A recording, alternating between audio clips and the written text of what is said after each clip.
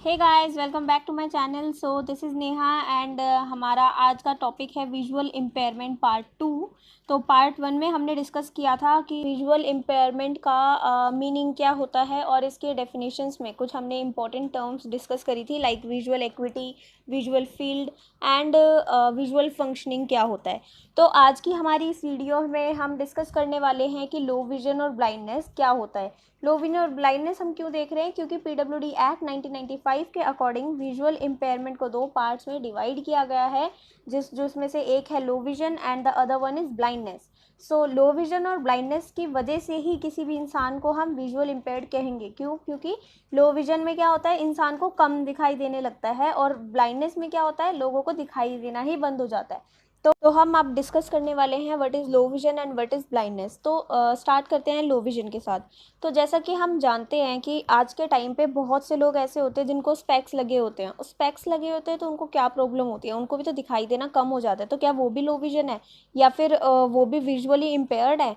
तो नहीं, ऐसा नहीं होता। जिन लोगों को स्पेक्स लगे होते हैं उसका मीनिंग ये होता है कि उनको उनकी विजन थोड़ी सी कम हो गई है, बट इट डजेंट मीन्स कि उसको वो विजुअली इम्पेयर्ड है। लो विजन के अंदर कुछ केसेस होते हैं, अगर वो क्राइटेरिया फॉलो करता है कोई भी बच्चा या कोई भी पेशेंट, तो उस केस में हम उसे बोलते हैं लो विजन।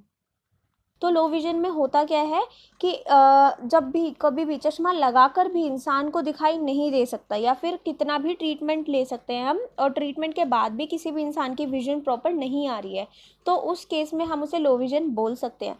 बट खाली एक यही पॉइंट नहीं है जिसके बेसिस पे हम डिस्कस कर सकते हैं या फिर जज कर सकते हैं किसी भी चीज़ को कि ये लो विजन का ही पेशेंट है। इसके लिए हमें और भी चीज़ें देखनी होती हैं, जैसे कि विजुअल एक्विटी और विजुअल फील्ड। ये दोनों ही पॉइंट्स हम पहले डिस्कस कर चुके थे कि विजुअल एक्विटी क्या होता है और विजुअल फील्ड क्या होता है। फील्ड वो एरिया होता है जहाँ तक का एरिया में मैं अपने आप देख सकती हूँ, सामने विजन रखते हुए भी मैं जितना एरिया में देख सकती हूँ, और नॉर्मल हमारी विजुअल फील्ड होती है 180 डिग्री। और विजुअल एक्विटी क्या होता है, जो हमारी शार्पनेस होने के लिए कितनी क्लियरिटी से हम उसे देख रहे हैं, कितना शार्पली हम उसे देख रहे हैं, दैट इज़ विजुअल एक्विटी, जो कि हमारी होती है नॉर्मल 6/6। बट लो विजन में अगर कोई पेशेंट है तो उन पेशेंट्स को उनकी जो विजुअल एक्विटी होती है वो 6/6 ना होकर 6/18 से 6/60 के बीच में हो जाता है। यानी कि 6/86 नहीं होगी। अगर नॉर्मल हो रही है, स्पेक्स लगाकर भी उनकी विजुअल एक्विटी 6/6 आएगी ही नहीं, उस केस में हम उसे बोल सकते हैं कि वो लो विजन का पेशेंट, क्योंकि उनकी जो विजुअल एक्विटी है वो 6/18 से 6/60 तक आ जाती है। एंड विजुअल फील्ड पे उसका क्या इम्पैक्ट पड़ता है, विजुअल फील्ड उसकी 180 डिग्री ना होकर 20 से लेके 30 डिग्री तक होती है। सिर्फ 20 और 30 डिग्री तक का एरिया में वो देख सकता है। मतलब ये हम नॉर्मली हम 180 डिग्री तक पूरा देखते हैं, बट वो जो बच्चा लो विजन का होगा उसे सिर्फ 20 to 30 डिग्री तक का ही दिखाई देगा। तो अगर कोई भी पेशेंट इन पॉइंट्स को फॉलो कर रहा है, यानी कि चश्मा लगाकर भी उसको उस केस में हम उन्हें बोल सकते हैं कि वो एक लो विजन का पेशेंट है। बट उस केस में भी हमें किस पॉइंट पे फोकस करना होता है कि बच्चे का देखने का लेवल क्या है। ऐसा हो सकता है कि आपकी नॉर्मल विजुअल एक्विटी भी अब 6/6 नहीं आए और 6/18 आ जाए, बट 6/18 आने का ये मतलब नहीं है कि आप लो विजन ही होंगे।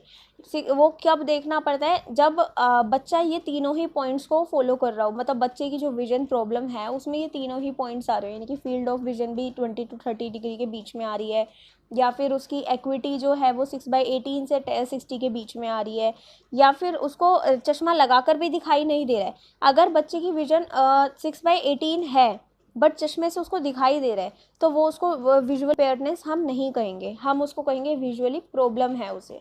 हम उसको स्पेक्स लगा देंगे, उसको दिखाई दे रहा है, तो यानी कि उसको हम लो विजन में नहीं इंक्लूड करेंगे, तो मतलब वो विजुअली इम्पेयर्ड नहीं होगा। तो next one is blindness. So blindness हम सभी को पता है कि ब्लाइंड क्या होता है, जब इंसान की विजन टोटली लॉस हो जाती है, यानी कि उसको बिल्कुल ही दिखाई देना बंद हो जाता है। लो विजन एक ऐसा केस होता है जिसमें इंसान को थोड़ा भी दिखाई देता है। हम डेली मेट्रो में सफ़र करते हैं तो हमें दिखाई देते हैं, काफ़ी सारे लोग ऐसे होते हैं जो कि गॉगल्स लगाते हैं और एक स्टिक लेके चल रहे होते हैं, बट और वो फ़ोन चला लेते हैं, मतलब आंखों के बिल्कुल पास रख के वो फ़ोन चलाते हैं। कोई लोग होते हैं बिल्कुल आंखों से थोड़ा सा टेढ़ा रख के फ़ोन चलाते हैं, कोई बिल्कुल सामने रख के चलाते हैं। तो वो क्यों होता है, क्योंकि सामने वाली विजन कभी किसी की ख़राब हो जाती है, किसी की साइड वाली विजन ख़राब हो जाती है। तो जिसकी सामने वाली ख़राब होती है वो फ़ोन साइड में रख के थोड़ा बहुत उनको दिखाई दे जाता है, तो वो उससे भी अपना काम कर लेते हैं, देखने का थोड़ा बहुत काम कर लेते हैं। बट उन्हें हम उस केस में ब्लाइंड नहीं कहते, वो भी लो विजन में ही आते हैं। ब्लाइंडनेस में क्या होता है, उनकी दिखना ही बंद हो जाता है, कुछ भी नहीं देख सकते वो, और उसकी जो विजुअल एक्विटी होती है वो एक नॉर्मल आई में 6/6 तो कभी गलती से भी नहीं होती है, 6/60 तक ही होती है, और या फिर उससे अब इससे ज़्यादा वो, और वो भी करेक्शन लेंस के साथ 6/60, दैट्स इट। और जो इनकी विजुअल फील्ड होती है वो 20 डिग्री से कम होती है, इससे ज़्यादा वो देख ही नहीं सकते। तो इस केस में हम बोल देते हैं इसे ब्लाइंडनेस। ब्लाइंडनेस क्या होता है फिर, जब कोई इंसान, तो आई थिंक अब लो विजन और ब्लाइंड में डिफरेंस थोड़ा बहुत पता चला होगा। विजुअल इम्पेयरमेंट और विजुअल इम्पेयरमेंट में फिर होता क्या है, कुछ पेशेंट्स ऐसे होते हैं जैसे थोड़ा बहुत दिखाई देता है, कुछ ऐसे पेशेंट्स होते हैं जिसको सामने वाला दिखाई देता है और साइड वाला नहीं दिखाई देता। कुछ पेशेंट्स ऐसे होते हैं जिसको बहुत ज़्यादा दूर तक का नहीं दिखाई देता, बहुत पास आके ही दिखाई देता है। कुछ पेशेंट्स ऐसे भी होते हैं जिनको दिखाई देना ही बंद हो जाता है। उस केस में हम उन लोगों को बोलते हैं विजुअली इम्पेयर्ड पर्सन। तो विजुअल इम्पेयर्ड पर्सन सिर्फ यही होता है जब किसी को दिखाई देना बंद या फिर कम हो जाता है। तो आई होप अब आपको ये टॉपिक क्लियर हुआ होगा, और for any kind of doubt please comment below. And अगर आपको ये वीडियो अच्छी लगी हो तो प्लीज़ मेरी वीडियो को लाइक कीजिए, चैनल को सब्सक्राइब कीजिए, अपने दोस्तों के साथ शेयर कीजिए, and thanks for watching guys.